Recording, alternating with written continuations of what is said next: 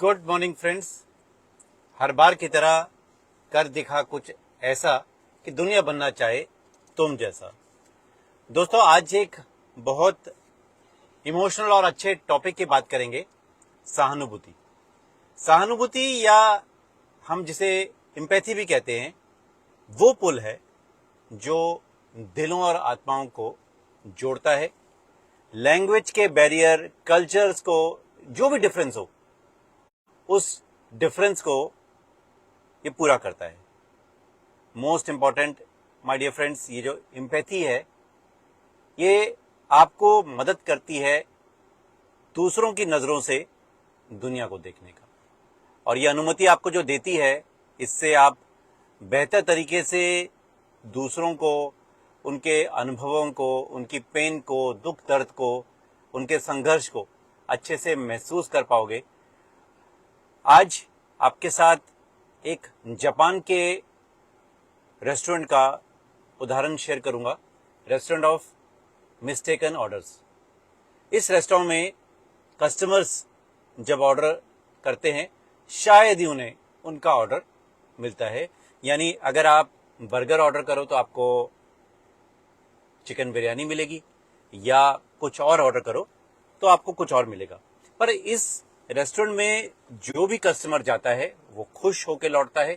और ये जो कंसेप्ट था, ये निंगेन रेस्टोरेंट, या जिसको हम वरुत्सी भी बोलते हैं, के रूप में जाना जाता है। और एक एक्सपेरिमेंट था, बहुत अच्छा एक्सपेरिमेंट था, क्योंकि इस रेस्टोरेंट के वेटर और वेट्रेसेस डिमेंशिया के शिकार थे, और किसी न किसी एल्डर का इंक्लूड करने का इस पर्पस ये था, इस पहल के पीछे जो एक सिंपल सोच थी रेस्टोरेंट के मालिक की, वो ये थी कि इन एल्डर्स को सोसाइटी में इंक्लूड किया जाए और इनको खुश रहने का मौका दिया जाए। देखिए दोस्तों, लाइफ में हम गलतियां हम सभी करते हैं, कहीं ना कहीं कम्युनिकेशन एरर्स भी होते हैं, ये सभी हम करते हैं। मैं भी करता हूं, आप भी करते होंगे, हर कोई करता है। यहां इस रेस्टोरेंट में कस्टमर खुद उन स्टाफ की जगह अपने आप को रखता है और उन गलतियों को सीखने की कोशिश करता है, महसूस करता है, और एक हैप्पी कस्टमर के रूप में अनुभव फील करता है। कोई भी यहाँ बुरा नहीं मानता, गलत ऑर्डर आ गया, बहुत खुश होते हैं। ये रेस्टोरेंट हमें बहुत कुछ सीख देता है लाइफ में, बहुत इंपॉर्टेंट लर्निंग्स देता है लाइफ की। सहानुभूति, संवेदनशीलता, गुड कम्युनिकेशन, एफर्ट्स के लिए अप्रिशिएट करना, गलतियों से सीखना। सोच के देखिए, हम सभी की लाइफ में ऐसे मोड़ आते हैं जब हम छोटी छोटी अप्रिशिएशंस को ढूंढते हैं। कोई हमें समझने वाला चाहिए, कोई हमें पहचानने वाला, समवन हु अंडरस्टैंड्स अस। चलिए, आज की रिलेटेबल कहानी का टाइम हो गया है, और कहानी भी हमारी इसी के ऊपर है, समवन हु अंडरस्टैंड्स। ये कहानी रिलेटेबल है और एम्पैथी पर बेस्ड है। दोस्तों, एक पेट शॉप का मालिक था, और उस पेट शॉप के मालिक के पास कुछ पप्स थे, कुत्ते के बच्चे। उन पप्स को वो सेल करना चाहता था। उसने विज्ञापन लगाया दुकान के बाहर, pups for sale eight discounted price. अभी विज्ञापन लगाए हुए थोड़ी देर हुई थी कि दुकान पर नॉक होती है, और एक छोटा सा बच्चा दुकान पर आता है और पूछता है, सर मुझे आपके पप्स चाहिए। और वो जितने पैसे थे उसकी जेब में वो निकालकर टेबल पर रखता है। क्या मैं इन पैसों से पप्स को देख सकता हूं? तो दुकानदार बहुत खुश हुआ, हाँ हाँ बिल्कुल। और वो दुकानदार अपने उन कुत्तों की, पप्स की पेडिग्री बताने लगा, ब्रीड्स के बारे में बताने लगा कि इनके जो पिता हैं, माता पिता हैं, बहुत अच्छी उससे ब्रीड से हैं, पप्स की क्वालिटी ऐसी है, इनके बालों की क्वालिटी अच्छा रहेगी, टेक्सचर ऐसा रहेगा, पप्स की हाइट इतनी होगी, वो ये सब बताने लगा। पर उसे कहीं ना कहीं महसूस हुआ कि वो जो बच्चा था वो उसकी बात को सुन नहीं रहा है, और उसका ध्यान उन पप्स की तरफ है। दुकानदार को थोड़ा अजीब लगा, पर कोई दिक्कत नहीं है। वो पूछा, बताओ बेटा, मैं तुम्हारी कैसे मदद करूं, तुमको कौन सा कुत्ता चाहिए? बच्चे ने जब जिज्ञासा जाहिर की तो उसने बोला, अच्छा कोई दिक्कत नहीं है, जितने पैसे तुम्हारे पास हैं मैं उतनों में तुमको बढ़िया सा एक पप दे दूंगा, तुम चिंता मत करो। वो एक सीटी बजाता है, दुकानदार, स्टोर ओनर जो होता है, वो एक सीटी बजाता है और डॉली वो करता है। जो कुत्तों की माँ थी डॉली, वो तुरंत अपने डॉग हाउस से बाहर निकलती है और उसके पीछे पीछे उसके 4 बच्चे भागते दौड़ते आते हैं।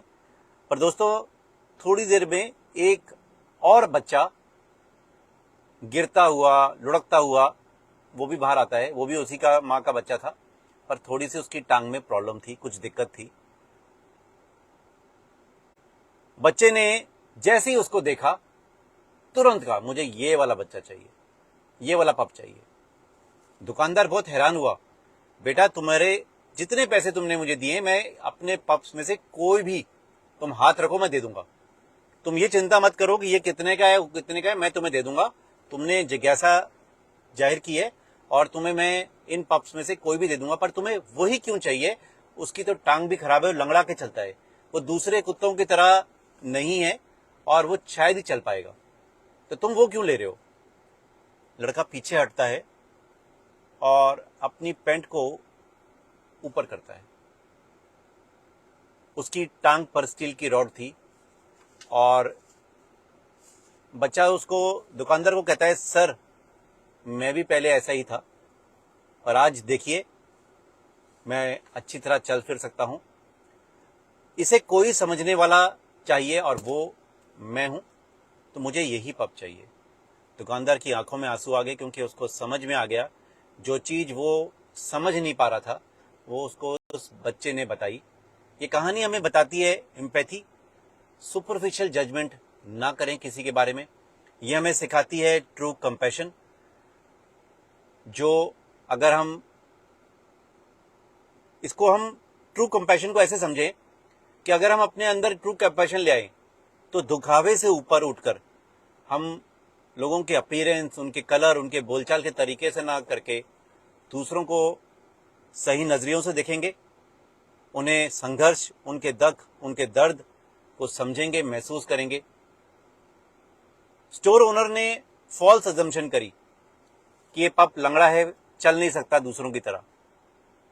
उस लड़के ने, उस बच्चे ने बताया कि कैसे उसने अपनी कमियों को अपनी ताकत बना ली और एक अच्छा इंसान बना या बनने जा रहा है।